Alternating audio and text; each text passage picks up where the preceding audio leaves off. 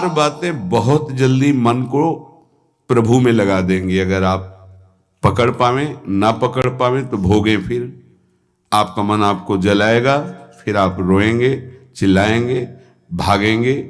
कहां भाग के जाओगे? जो संसार में फंसे हुए जन है वो तो भाग के यहां आ रहे हैं श्री जी की शरण में। यदि आप अपने मन को संभाल नहीं पाए तो फिर कहां भाग के जाओगे? इन्हीं की शरणागति से तो निर्विकार हुआ जाता है, निश्चिंत हुआ जाता है, निर्भय हुआ जाता है। इनके चरणों को छोड़कर कहां निश्चिंतता होगी, कहां निर्भयता होगी? पहला, बिल्कुल ये जीवन की वो दवा है जिससे आप बिल्कुल ठीक हो जाएंगे यदि ये जीवन में उतार लें तो।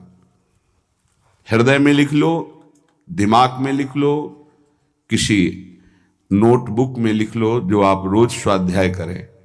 पहला, जहां जहां मन जाए, जिस वस्तु व्यक्ति स्थान में तत्काल अपने प्रिया प्रीतम की भावना कीजिए। ये राधा वल्लभ लाल जी है। क्योंकि ये व्यक्ति पहले भी नहीं था, बाद में भी नहीं रहेगा। बीच में जो व्यक्ति दिखाई दे रहा है, ये व्यक्ति नहीं, मेरे प्रभु है। वस्तु नहीं, मेरे प्रभु हैं। ये स्त्री नहीं, ये प्रभु हैं। ये पुरुष नहीं, ये प्रभु है। ये पापी नहीं, ये प्रभु हैं। ये महात्मा नहीं, ये प्रभु हैं। मान लो, सवाल हल हो जाएगा। दूसरा, जहां जहां मन जाए वहां वहां मिथ्यात्व भाव करके ये सब माया का विलास। राधा वल्लभ श्री हरिवंश, राधा वल्लभ। और मन का एक स्वभाव है, जहां हम परिचय उसका ये जान जाते हैं स्वभाव का, तो हम उससे शासन में ले लेते हैं। लोग परिचय नहीं जानते हैं। जीव ही आप जानेंगे, ये भागाते हुए आ जाएगा। इसको सेकंड में भी कम समय में अधीन किया जा सकता है, और पूरा जन्म लग जाएगा फिर भी अधीन नहीं कर पाओगे। बात को समझिए।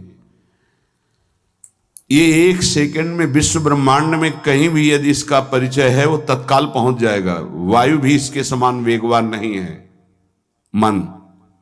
अगर अमेरिका गए हैं, आपने वो दृश्य देखा है, कोई एरिया, महल, घर, जो भी, एक सेकंड के कम हिस्से में वो पहुंच जाएगा।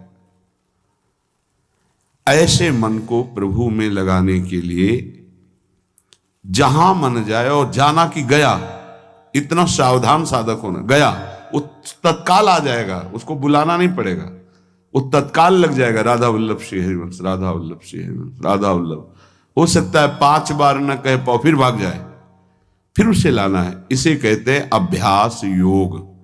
अभ्यास योग युक्तेन चेतसा नान्यगामिना।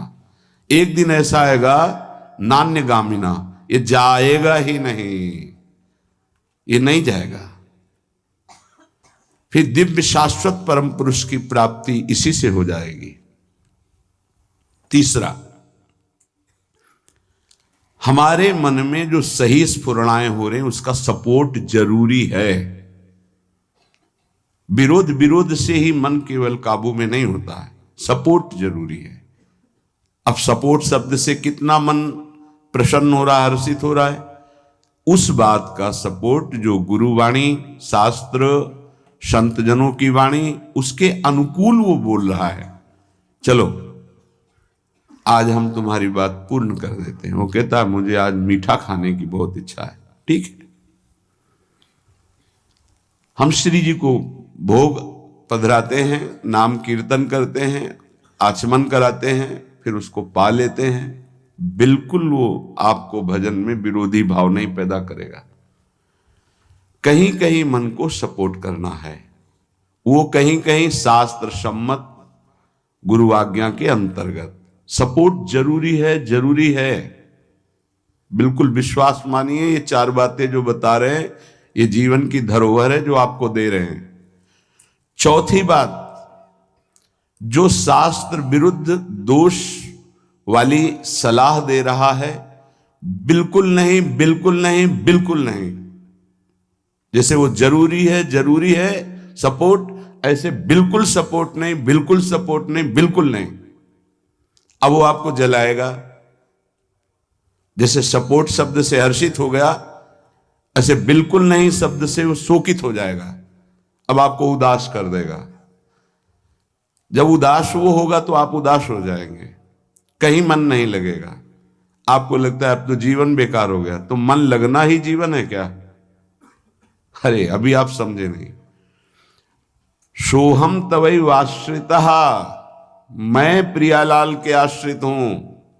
तो तन वांग मनोभीर, अगर ये नहीं लग पा रहे हैं तो मैं स्वयं प्रियालाल के आश्रित हूं, ये मुझे कैसे भ्रष्ट कर सकता है?